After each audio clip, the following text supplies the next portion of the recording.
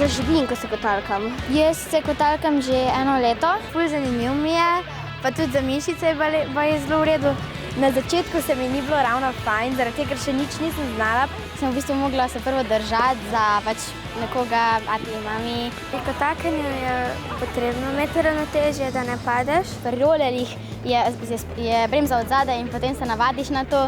In pri kotalkah je pa od spredaj in se moraš navaditi, da je od spredaj in ne od zadaj, ker velikokrat lahko padeš, če daš tako od zadaj nogo. To se pravi, da imaš ščitnike za dlani.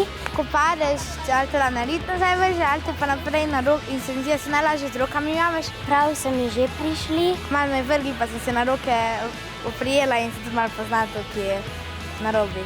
Da se velikokrat skupaj kotalkava, tudi med tednom, ampak največkrat med vikendom, soboto ali pa nedeljo. Skupaj je bolj zabavno, ker imaš neko družbo. Lahko sestavljam neko koreografijo z njimi. Če si sam, ti je tako ful dolgo cajten, pa tako brezvezne trike lahko narediš. Jaz sem najraje v bistvu tlativa to, ker to samo ne moreš. Najbolj znam, ko grem dol, pa dvignem nogo, skok od naprej nazaj, od nazaj naprej.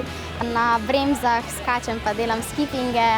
Pa na eni nogi voziti.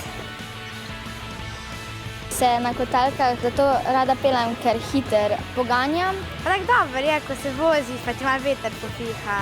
In to je moja strast.